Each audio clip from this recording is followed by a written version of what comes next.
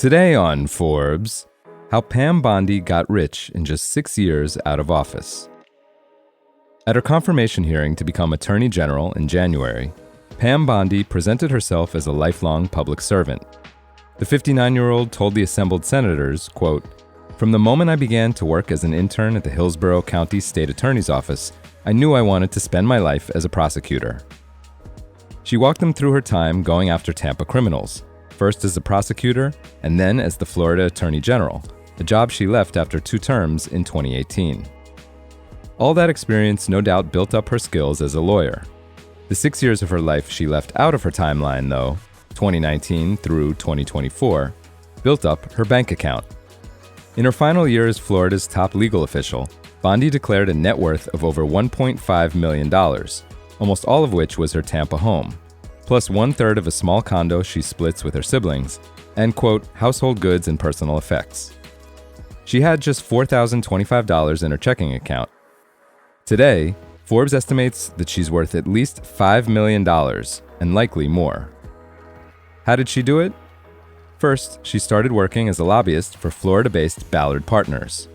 According to a database maintained by the political transparency group Open Secrets, big names like General Motors, Carnival, and Major League Baseball, plus 13 other clients like Geo Group, which invests in private prisons, hired her in 2019, presumably hoping to leverage her close relations to Donald Trump's first administration. The nation of Qatar also hired her that year.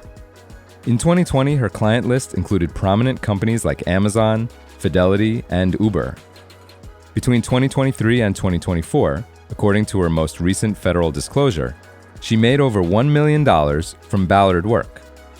Separately, Bondi also worked for pharma giant Pfizer via the Fort Lauderdale law firm Panza, Maurer & Maynard, a gig that earned her over $200,000 during the same years. Plenty of her work in that 6-year window was more overtly political, including representing Trump at his first impeachment in 2019. He was acquitted by the GOP-controlled Senate. After he left office, she joined the America First Policy Institute, a MAGA think tank that was headed up by Linda McMahon, now Trump's education secretary, and Brooke Rollins, now Trump's agriculture secretary, as its litigation chair. Her work there, which included filing lawsuits and amicus briefs supporting conservative causes, Trump in his various legal battles, combating vaccine mandates, and actions against big tech, all earned her $520,000 across 2023 and 2024. Additionally, Bondi consulted in connection with Trump Media and Technology Group's SPAC merger, which, per SEC documents and a questionnaire she submitted to the Senate, appears to have earned her at least 75,000 shares of Truth Social parent DJT and 31,250 warrants when the merger was completed in March 2024. Her disclosure lists $2.9 million in compensation, but the value of those shares and warrants is closer to $1.9 million as of this past Monday's market close. She also made paid appearances on the further right than Fox cable network Newsmax, earning her $27,600 in fees. A final boost to her fortune came from marrying John Wakefield, a former corporate banker and wealth manager, who co-owns a real estate private equity company called Varner Wakefield. On Bondi's disclosure, in addition to a share in a management company that he says is worth between $1 million and $5 million, Wakefield discloses personal interests in 3 commercial real estate properties, a shopping plaza in Naples, Florida, and 2 apartment communities in North Charleston, South Carolina.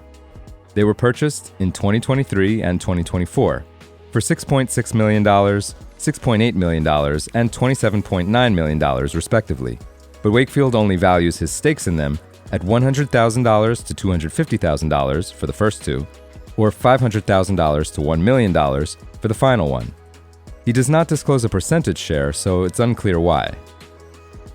Bondi and Wakefield have well over $1 million in cash and retirement accounts, and she has another $1 million owed to her for consulting services by CGI Investment Management Group, a Miami-based private equity firm tied to the company that bailed Trump out of his money-losing DC hotel. Plus, starting in 2027, those years of comparatively low pay as a prosecutor will start paying off again. That's when her pension will start paying her $75,000 annually for life. For full coverage, check out Kyle Kahn Mullins' piece, on forbes.com. This is Kieran Meadows from Forbes. Thanks for tuning in.